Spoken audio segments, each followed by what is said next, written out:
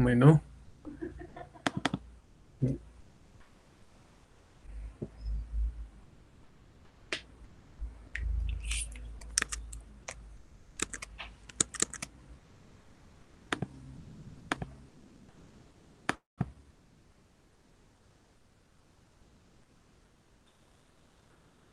listo.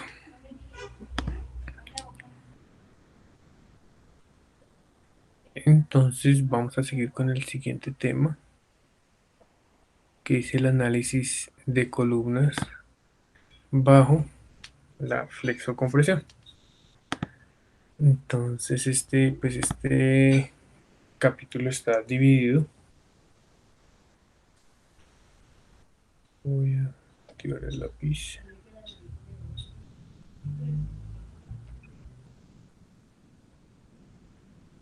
Listo.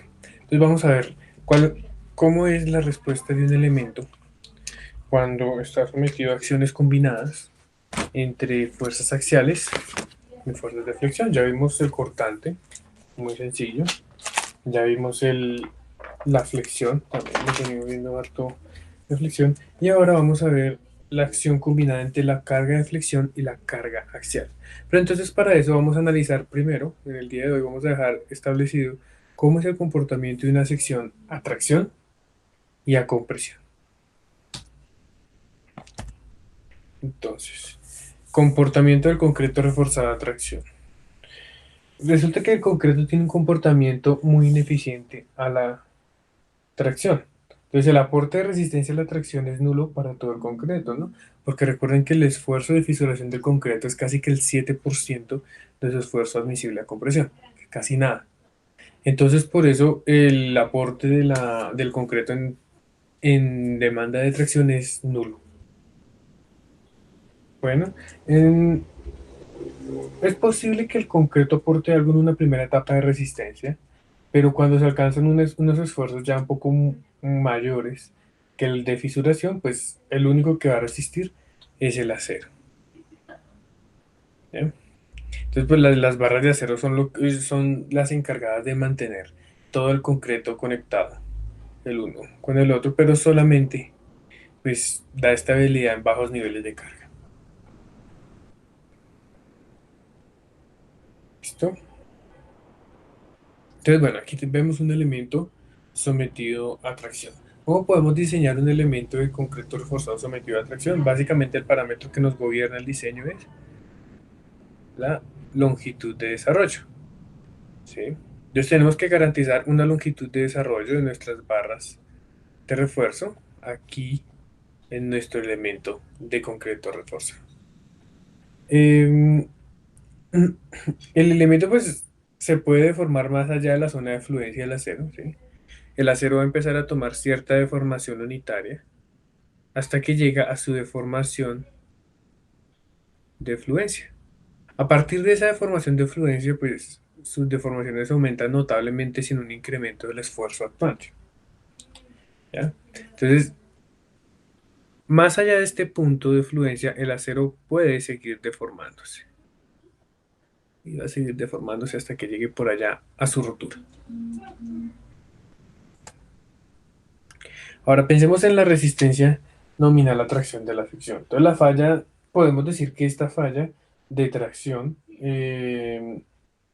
es, digamos que es una falla de tipo, no sé, controlada por la tracción del acero, ¿cierto? Porque recuerden que nosotros teníamos distintos tipos de falla, una falla compresión, una falla tracción y una falla intermedia. Entonces la tracción era cuando la deformación del acero era mayor a 0,005. Entonces, obviamente cuando estamos diseñando una sección a tracción, todos los aceros de mi sección transversal se encuentran en una deformación unitaria mayor a ese 0,005. Entonces, ¿qué es lo que sucede? Al aplicarle una fuerza de tensión a mi sección transversal, mis barras de acero van a presentar una deformación del acero, es S.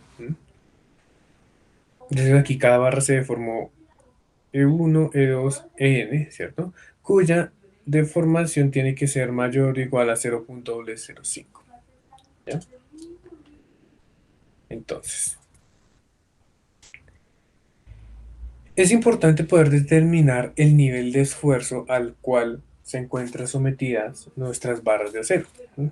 Pues aquí vimos que, pues aunque todas están a un mismo nivel de deformación, E1, E2, En, ¿sí? Pueda que en pasos intermedios esa deformación no sea superior a 0,05, entonces hay que tener una herramienta para poder determinar el esfuerzo actuante en nuestras barras. Entonces, aquí tenemos una curva esfuerzo de formación de nuestro acero. Entonces, nuestra barrita de acero va a ser una barrita con un A superficie, ¿sí? Que está sometida a una fuerza de tracción que va aumentando hasta que llega a su fluencia y se continúa deformando. ¿Listo? Entonces, la pregunta es, ¿cuánto vale? ¿Cuál es el esfuerzo que está actuando en la sección transversal de esa barra? ¿Sí? Si yo corto mi barra en algún punto, ¿cuál es el valor del esfuerzo que yo voy a encontrar en ella?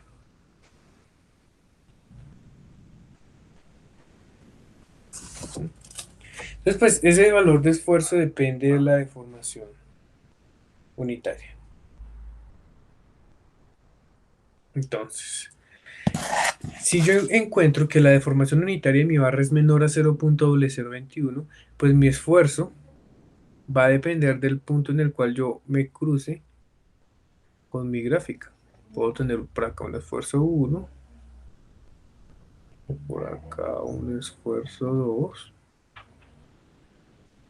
¿sí? O por acá un esfuerzo 3, que depende exclusivamente de la deformación unitaria de mi barra. Ese va a ser el valor del esfuerzo. Cuando mi barra supera el límite de 0,0021, ¿sí? Cuando su deformación unitaria es mayor a este valor, pues todos mis esfuerzos para estas deformaciones de ahí en adelante va a ser asumido como Fy. De otra forma, si la deformación unitaria es menor a la deformación de fluencia, ese esfuerzo lo podemos encontrar como E por la deformación unitaria. Así que prácticamente la ley de Hooke para este primer tramo del elemento. Ahora, miremos la sección transversal sometida a cargas de tracción. Entonces, cuando llega la fuerza de tracción a estirar nuestro elemento, pues esa fuerza es resistida por varios materiales, por el concreto y por los aceros. Los aceros toman esa fuerza en términos de una proporción que va dependiendo de su área, ¿ya? La suma de todas estas fuerzas debe ser igual a la fuerza externa actuante. Pero ¿cómo calculo yo una fuerza?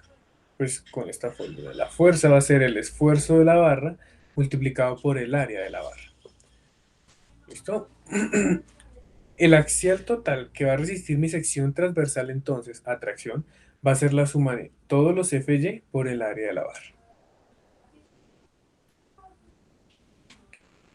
Para determinar la resistencia de diseño, entonces la norma dice, bueno, secciones controladas por tracción, phi es 0,9.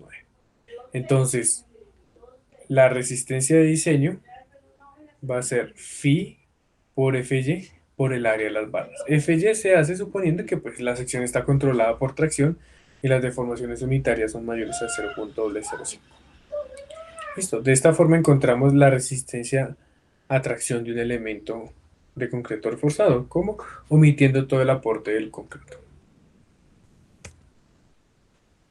Ahora, en tracción, súper sencillo. Vamos a mirarlo ahora en compresión. ¿Qué pasa cuando nuestro concreto está sometido a compresión? Entonces, esa resistencia depende de algo que llamamos la relación de esbeltez del elemento. ¿Qué es la esbeltez? Como la relación entre la altura y su sección transversal para evitar que genere pandeo. Eso lo veíamos por allá en resistencia de materiales. Cuando el elemento de mi pórtico o mi elemento de diseño es muy esbelto, ¿sí? Es decir, cuando es muy alto, va a presentar algo que se llama pandeo antes de que llegue a su carga crítica de Euler, ¿sí? Y cuando mi elemento es muy robusto, es muy poco esbelto, entonces pues va a presentar una falla por resistencia máxima a compresión en vez de una falla por pandeo. Entonces, por ejemplo, aquí tenemos un elemento esbelto, ¿sí? Si se dan cuenta, el tipo de falla es una falla de pandeo. El elemento presenta una curvatura que desencadena unas acciones internas que lo que hacen es incrementar los momentos de segundo orden. Ese es el primer ejemplo. Y el segundo tipo de falla es esta columna de acá, una falla que está controlada netamente por compresión. Fíjense que ambos elementos se ve la diferencia en la esbeltez. El del primero que vimos es un elemento bastante esbelto, ¿sí? Mientras que el segundo es un elemento ya un poco más bajo y menos esbelto. El tipo de falla pues depende de esa relación de esbeltez.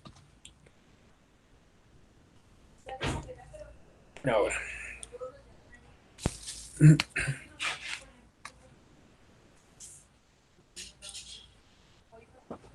conocemos que el concreto puede alcanzar su resistencia máxima, ¿sí? Cuando llega a deformaciones cercanas a 0.002, ¿sí? Y podemos decir que deja de soportar esfuerzos cuando llega por acá a un punto a 0.003 de esfuerzos a compresión. Entonces, si superponemos nuestros diagramas, ¿sí? Por compatibilidad de deformaciones, ¿cierto? A medida que yo voy incrementando la carga, pues ambos materiales van a empezar a cargar, ¿listo? Entonces, cuando el concreto está comenzando a perder sus propiedades de resistencia a compresión, el acero ya entra en fluencia, ¿sí? Entonces, el acero en este caso está alcanzando la fluencia antes de llegar a una falla de la sección. Eso es lo que sucede. Por aquí tenemos la resistencia máxima del concreto en 0.025. Ahora miremos qué tipos de falla podemos tener en una sección de concreto. Fíjense que acá tenemos una falla por compresión. ¿Qué pasó? Se desprende lo que llamamos el recubrimiento, todo esto se está desprendiendo en la columna, ¿sí? Y nuestras barras quedan sin un confinamiento adecuado. Entonces van a empezar a presentar pandeos en su eje longitudinal. Entonces la idea de eso es colocar un confinamiento en forma de estribos espirales que se ha demostrado que aumenta la resistencia a compresión del concreto, ¿ya? Entonces, bueno, aquí dice que el concreto en compresión sufre un deterioro, se sale el concreto de recubrimiento, que es lo que siempre se va a perder, y las barras de refuerzo quedan inestables. Entonces, para esto es importante considerar, aquí en este diseño de columnas es importantísimo considerar el elemento que va a restringir el pandeo de mis barras a lo largo de mi elemento. Por ejemplo, en esta imagen superior izquierda tenemos lo que llamamos un estribo. Es una figura rectangular, ¿m?, con unos ganchos en las esquinas de la columna. Y esos pues van distribuidos en la altura del elemento alternando los ganchos. Un gancho acá, en la siguiente acá, en la siguiente acá, en la siguiente acá. Ahí van alternando los ganchos a lo largo de la viga. El segundo caso es un elemento confinado mediante espirales, ¿sí? Entonces, estos espirales lo que buscan es prácticamente amarrar todas las barras por medio de una figura helicoidal, ¿sí?, y generar una restricción a la salida del concreto. Entonces, estos elementos, al venir la carga de compresión, lo que busca el concreto es intentar salir de su sección transversal. Estos elementos transversales lo que buscan es generar el confinamiento necesario para mantener la sección del núcleo llena de concreto. Esto es lo que básicamente buscan estos dos elementos, ¿sí? Como les dije, ese confinamiento aumenta la resistencia del concreto a compresión, pero aún así en nuestros diseños ese aumento de resistencia nosotros lo despreciamos. Entonces ahora miremos cómo sería ese comportamiento. Por ejemplo, aquí tenemos una curva de resistencia al concreto simple. Es un concreto que simplemente llega hasta niveles muy bajos de deformación y presenta una falla. Ese es el concreto simple, sin ningún tipo de refuerzo. Ahora, cuando tenemos secciones controladas por estribos, pues la resistencia a la sección se ve un poco más aumentada, ¿sí? Digamos que su rigidez aumenta y su resistencia también. Y en ese caso, fíjense que el punto de esfuerzo máximo está mucho más arriba del esfuerzo de la sección simple de concreto. Pero ¿qué sucede? Se demostró que si lo reforzamos un elemento con estribos, ¿no? Con espirales, perdón, vamos a tener un mejor comportamiento que con estribos rectangulares. ¿Por qué? Por la forma de disipar las presiones. Que a la derecha vemos los esquemas. Por ejemplo, en la parte derecha vemos una columna rectangular con unos estribos cuadrados, ¿sí? Un estribo cuadrado, que lo que busca es generar unas presiones de confinamiento longitudinales y transversales en el núcleo de mi sección transversal. ¿Sí? Entonces lo que se busca es no permitir que el concreto de este núcleo salga más allá de los estribos. Pero ¿qué sucede? Cuando ponemos un elemento circular del tipo espiral, fíjense que la componente de fuerza de confinamiento deja de ser vertical o horizontal a volverse una componente radial. ¿Eh? Entonces todas actúan concéntricamente con el centro de la sección transversal.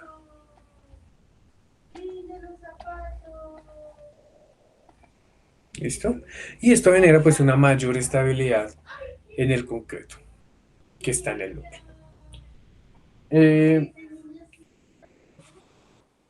Hay que decir que una falla por compresión pura es poco probable en nuestras estructuras. Entonces, por lo tanto, es necesario considerar pues, la acción de cargas excéntricas, que es ya el momento, los momentos que puedan estar actuando en nuestra sección transversal, que es lo que vamos a ver hacia el final de este capítulo. Eh, la norma colombiana en C10361 establece que cuando se tiene confinamiento, ¿sí? Nosotros tenemos que pues, multiplicar la resistencia por un factor adecuado. Entonces, si tenemos estribos, vamos a multiplicar la resistencia de mi sección por 0.75. Si tenemos espirales, 0.8, que es lo que está teniendo en cuenta la norma al momento de hacer este confinamiento en espiral. ¿Listo? Entonces, cualquier resistencia que obtengamos, si es estribo, tenemos que quitarle el 25%, si es espiral, el 20% de su capacidad. Eso es lo que nos está pidiendo la norma en este momento. Entonces, vamos a estudiar cuál es la resistencia nominal de una sección a compresión. Fíjense que tenemos una viga, una columna rectangular con 8 barras de refuerzo, ¿sí? Sus barras debidamente ancladas a compresión y todo lo necesario. Y vamos a aplicar una carga de compresión tal que nuestra sección transversal tenga una deformación unitaria de 0.003. Como esto es una sola estructura y hay compatibilidad de deformaciones, las barras también se comprimen una deformación de 0.003, todas las barras. ¿Ya? Entonces, ¿cuál va a ser la resistencia de nuestras barras de acero? Por ejemplo, entonces, la fuerza que van a desarrollar esas barras yo la puedo calcular como la deformación unitaria por el módulo de elasticidad. ¿Qué sucede? Mi deformación unitaria es 0.003 porque todo se comprime de una misma magnitud que me da una deformación de 0.003. Como esto es mayor al E sub y de mi barra, puedo decir que el esfuerzo que está actuando en este instante es Fy en cada una de mis barras de compresión. Entonces recuerden que depende de la gráfica esfuerzo de formación.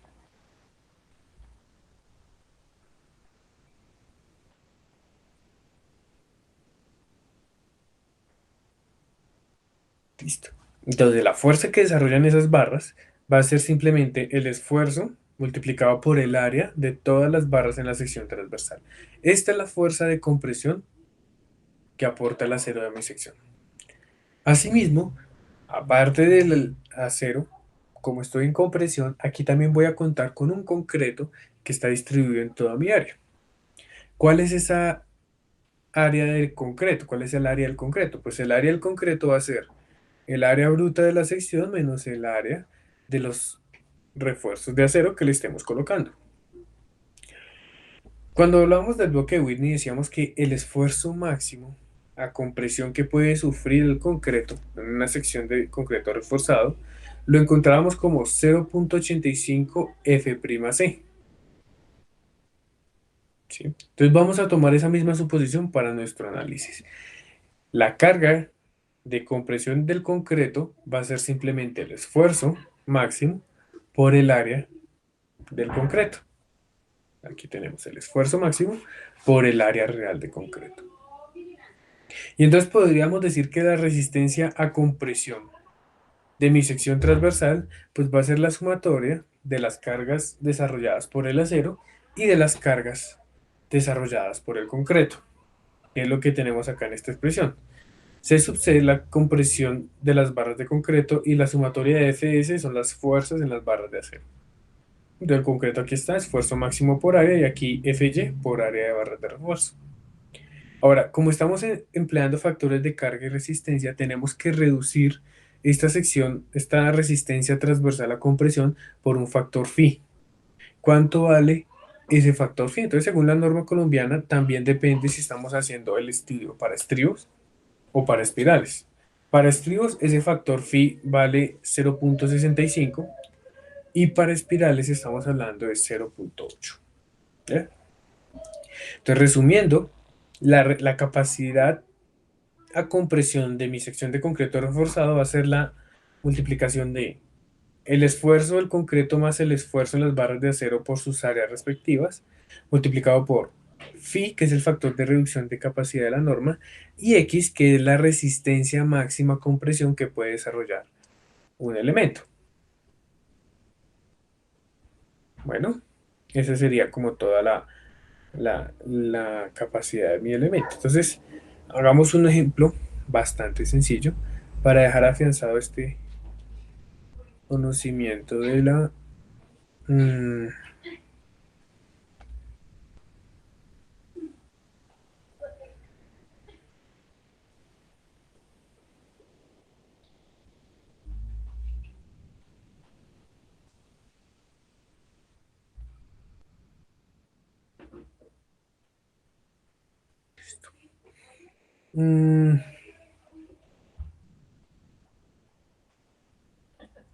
vamos a analizar.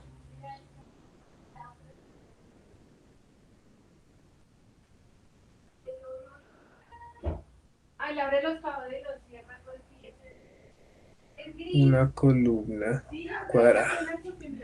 Entonces, esta columna va a tener una base de 0.8 no, colocamos una base más pequeña, 0.6 metros y una altura de 1.2 metros.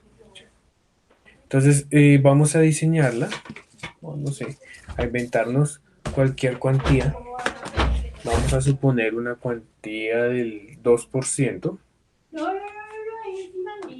Bueno, algo que se me olvidaba mencionar es que la cuantía de refuerzo en las columnas tiene que estar entre el 1% y el 4%.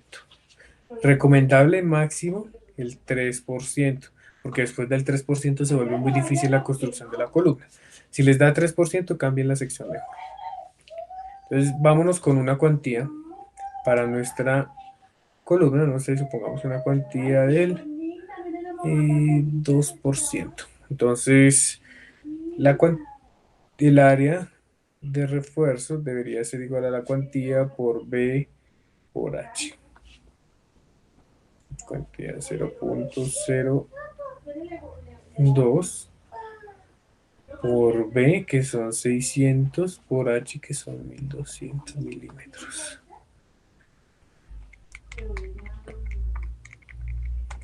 Entonces estamos hablando de 14.400 milímetros cuadrados de refuerzo que le vamos a colocar a nuestra viga. Entonces voy a suponer una barra, voy a reforzarla con barras número 8. ¿Cuántas barras número 8 necesito? Estoy necesitando aproximadamente 28, 29. Dejemos 30 barras. Entonces, con 30 barras, ¿cuál es la cuantía que estamos obteniendo? Sería 30 por 510 sobre 600 por 1200.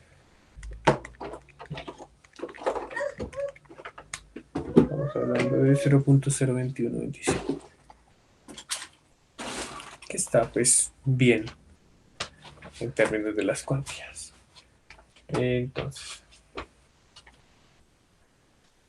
Entonces vamos a asignar las barras a nuestra sección transversal.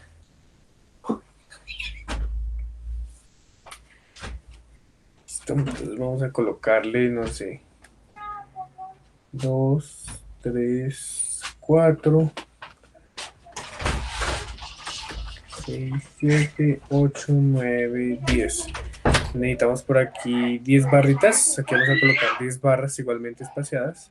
Y aquí otras 10 barritas provisionalmente. Esa va a ser nuestra sección transversal. Ahora, vamos a calcular cuál es la resistencia máxima a tracción, cuál es la resistencia máxima a compresión, que es importante para nuestro diseño. Entonces vamos a hacer el análisis a tracción.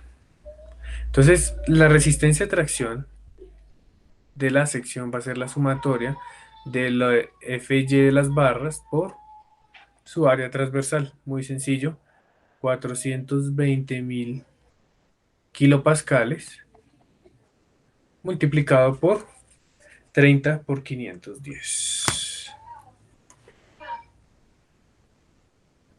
30 por 510, 15.300 milímetros cuadrados. Listo. Entonces la resistencia máxima axial de mi columna, la resistencia nominal, serían 6.426 kilonewton. Eso es lo que desarrollo en todas mis barras de refuerzo. Ahora, ¿qué tipo de refuerzo lleva esta? ¿Estribo o espiral? Cuando es rectangular, por lo general lleva son estribos. Entonces, primero, el phi es de 0.9. Entonces, la resistencia nominal a tracción va a ser 0.9 por 6.426, que nos estaría dando un valor de 5.783.4 kilonewtons. Y listo, tenemos resistencia nominal, resistencia de diseño a tracción.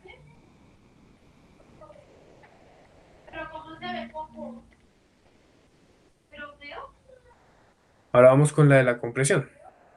Para la resistencia a compresión tenemos que determinar cuál es el área de concreto. Entonces el área de concreto se calcula como el área bruta menos el área de refuerzo de acero, es decir, 600 por 1200 menos 30 por 510.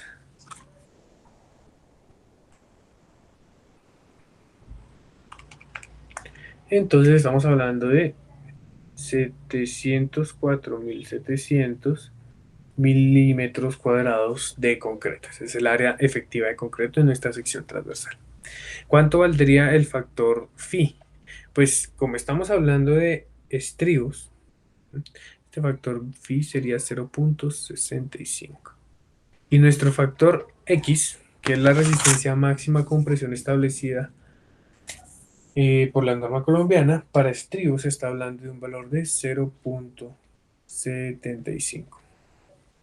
Entonces la resistencia a compresión va a ser nominal 0.85 F'C AC más la sumatoria de los FY a S. Sería 0.85. Vamos a suponer un concreto de 28 megapascales, de 28.000 kilopascales, multiplicado por el área del concreto.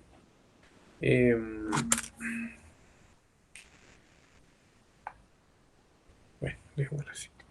704.700 más, pues FY por área, que ya lo habíamos calculado aquí como la resistencia de tracción de 6.426. Listo.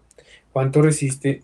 ¿Cuál es la resistencia nominal de mi sección?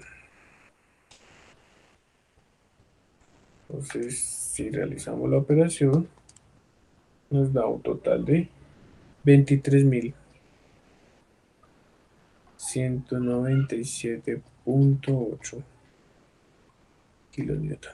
Esa es mi resistencia nominal. ¿Cuál es mi resistencia de diseño?